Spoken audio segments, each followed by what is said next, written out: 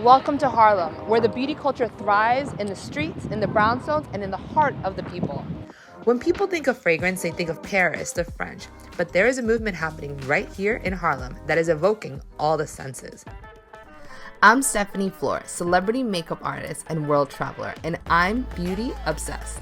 I've traveled to over 35 countries exploring beauty rituals from around the world. In this series, I'm beauty exploring New York City, a place I call home, meeting local beauty founders, discussing trends, and how we define beauty one borough at a time. With one quick subway ride, I'm taking you off the beaten path to explore our beauty rituals. On this episode, I'm heading to Harlem, a thriving neighborhood with a rich cultural legacy and a bright future ahead, especially in fragrance.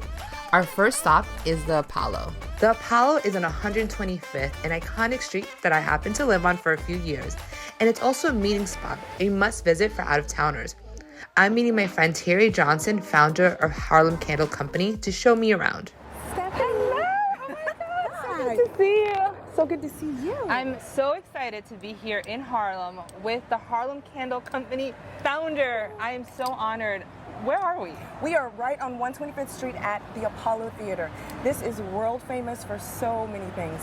This is a place where so many incredible, iconic, talented people got their start.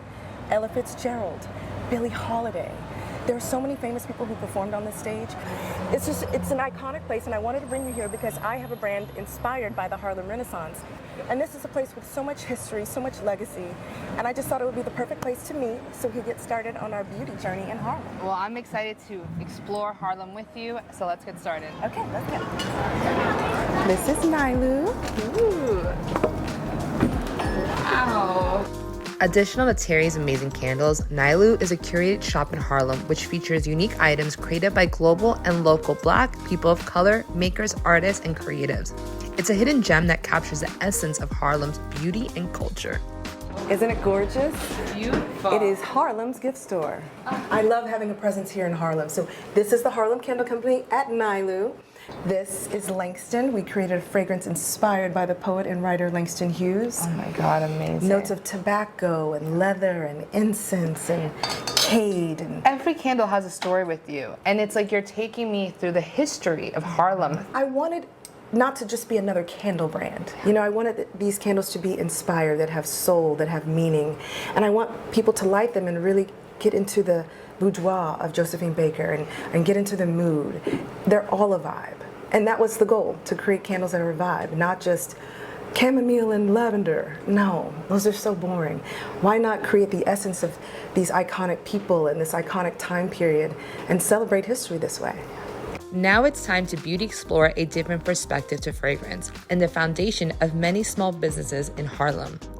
This entrepreneur took the fragrance business from the streets and is now a staple in the community. Harlem Fragrances is located between 126th and 127th on 8th Avenue. Hi, welcome to Harlem.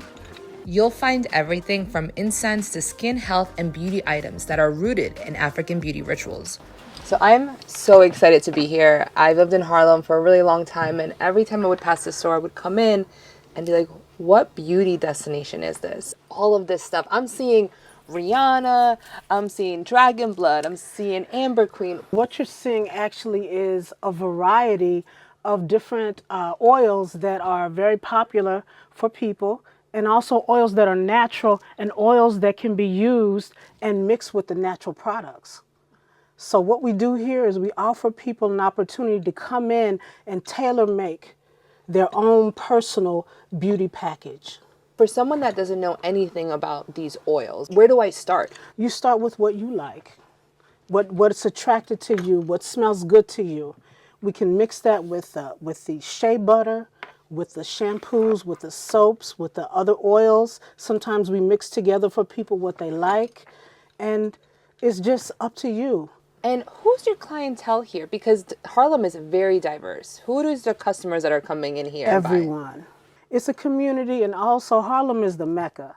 And so the Mecca in the United States. So this is the place where people can come to find anything that they need. Fragrances and oils are like a way to create like sacred space.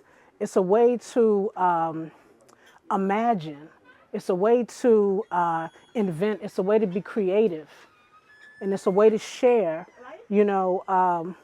ideas without even speaking. Talking about creating space, Harlem has a rich history of strong and resilient leaders who have played pivotal roles in shaping the neighborhood.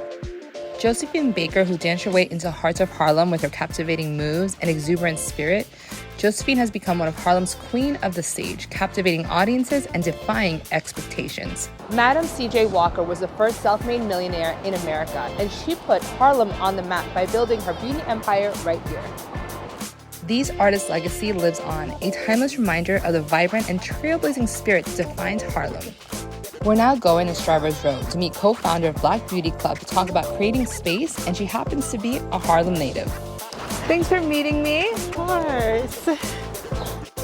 Harlem is like it's like this weird like pot in Manhattan and in New York, where it kind of represents all the entire like Black diaspora. Yeah. Like you can find all kinds of like Black Americans here, you can find all kinds of like Africans here, you can find all kinds of like Afro-Latinos here, like everyone is here. You can find everyone here. Whereas like if you look at other parts of like New York or other parts of like America, like there's like different neighborhoods where you see like here where like the Caribbeans are, here's where like the Africans are.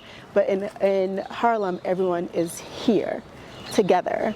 And that's kind of like what the Black Beauty Club is a place where all the Blacks in the diaspora come together and talk about all of our rituals and share with each other. And that's really like the beauty of the Black Beauty Club. It's for us to come together and use it as a platform to, one, build community with each other, to talk about our rituals, and that's the community aspect, but also how do we also build businesses together? How do we build resources for each other, and so on and so forth, like that, right? So that's really the beauty of Harlem for me. Stryver's Row is like the epitome of like Black American excellence. Brownstones have played a significant role in the culture and beauty of Harlem, and entrepreneurs and visionaries are creating their home space into experiences like Kimberly, who is taking us on a fragrance journey right here in Harlem. Hi, welcome. Thanks for having us. Absolutely. Each brownstone tells a unique story where families, artists, and entrepreneurs have shaped their dreams and built a foundation for success. Brownstones become a reflection of the vibrant spirit that flows through this neighborhood, fostering a sense of belonging and inspiring residents to create their own legacy. Now, I've lived in Harlem, Sure. and I have never seen this kind of beauty. And I've been to some pretty nice apartments. Woo! This is nice. Thank you. I wanted a place in Harlem to kind of bring us back to what brownstones used to be used for. You know, it was important for me to have a space where I can welcome people and also create a sense of community and connection.